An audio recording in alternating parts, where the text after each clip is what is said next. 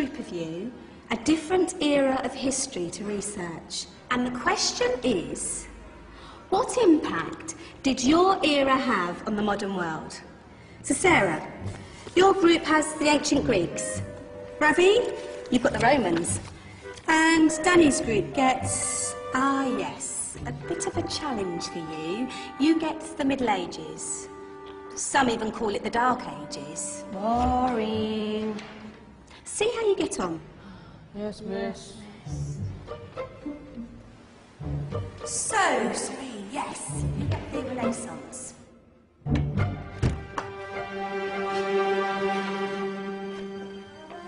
Is that the librarian? I guess so. How are the Dark Ages going to have anything to do with us? Excuse me. Sorry to bother you. What do you want? We need to find out what impact the Dark Ages had on the modern world. Never was a period of history so poorly named. Don't touch. It's priceless. And I suppose someone's been filling your head with the usual nonsense, eh? 1,000 wasted years. A black hole in history, am I right? Yeah, sort of. You see, it's always the same. You assume it was all mud, disease, death and destruction, with marauding mobs of barbarians ripping down the good of former civilizations, burning and plundering as they went. Nothing of any worth invented either, eh? Oh, no. Go on, Beofrey. Sorry to bother you. Come on, it's probably not worth it. Everyone knows that the Greeks and Romans invented everything anyway. Oh, did they now?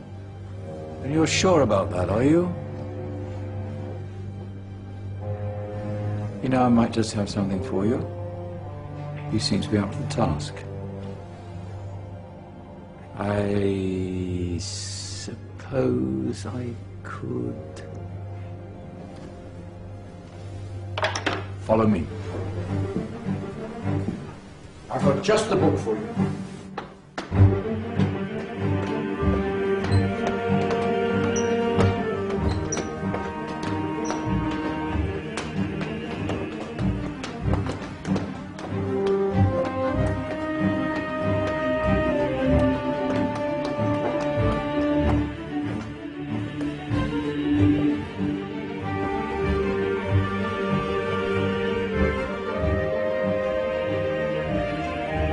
Where are we going? I don't know. Ask him.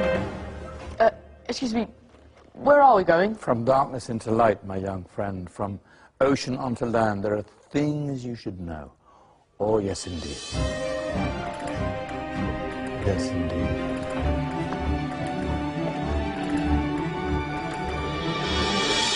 Now, I know I left it around here somewhere.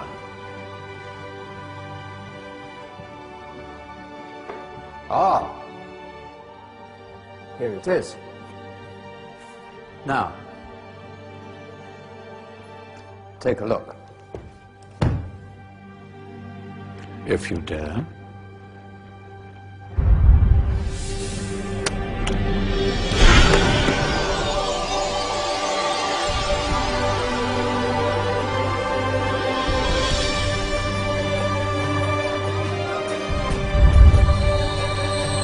What's going on?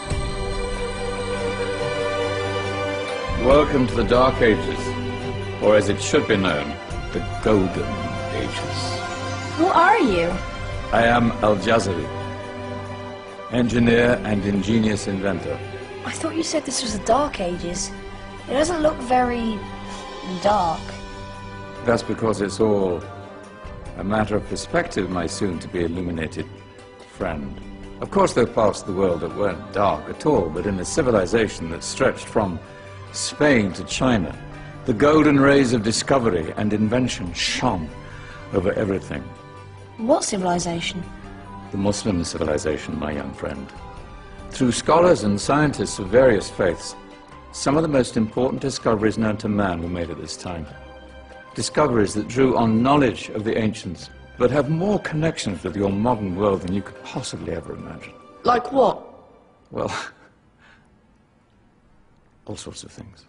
I've got to get a picture of this. I knew it was a good idea. Who are you?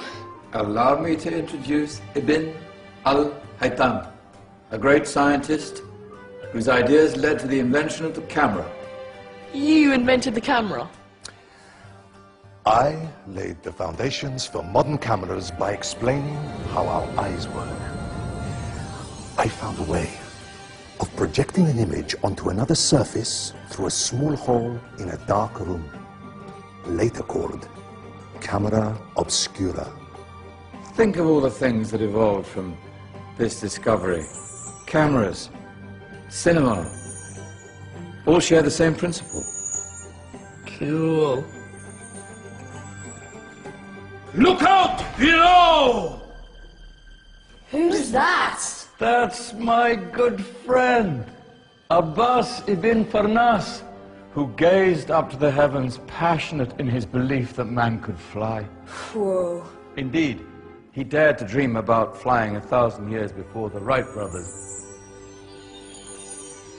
Do you know you all take your jet-setting holidays for granted, so it only seems fair to remember Abbas ibn Farnas.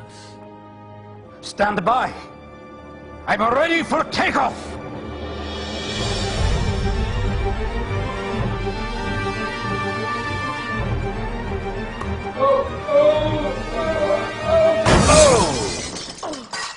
You did forget one thing, though. A tail, useful for landing. Ah, my back. Is there a doctor in the house? Did someone call? Ah, my old friend, why don't you introduce yourself to my young guests? I am Abul Qasim al-Zahrawi. Many call me the father of surgery. Did you actually do surgery back then? Of course we did. In fact, many of the surgical tools that I invented are still used in your modern hospitals. Excuse me, a patient needs my attention. Scalpel? I think I may need some stitches. In that case, I'll use catgut. Catgut? From the gut of animals. Perfect for stitching up internal wounds. Your surgeons are still using it today. Sorry, mustache.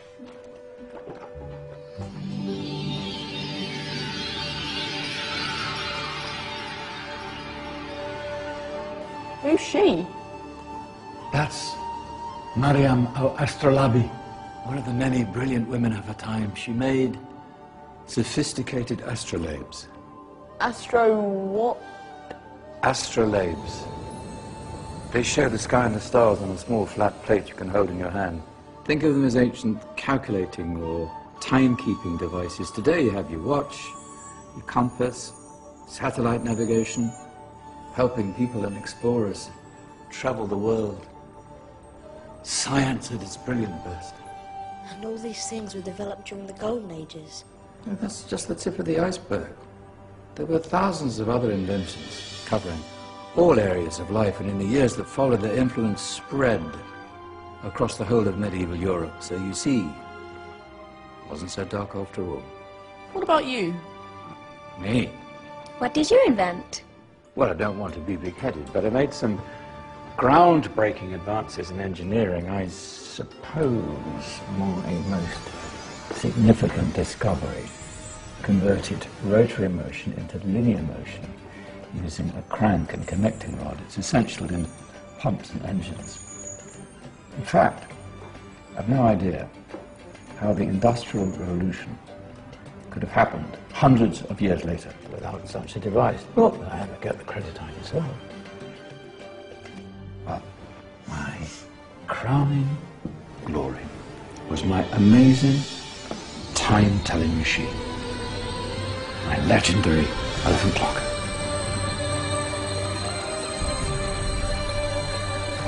It's a clock. Yes. Dozens of components collected from different cultures around the world. Indian, Greek, Arabian, Egyptian, Chinese. Wow. A United Nations clock. That is pretty cool. Does it actually tell the time? Well, yes, of course. If it wasn't for me, thousands of people would be late for everything. Speaking of time, we'd better get you back. And remember, spread the word. This is a golden age, and I've only shown you a tiny part of this wondrous time. There are countless other scientists and inventions directly connected to your modern world. You're just going to have to find out for yourselves. Oh, wait.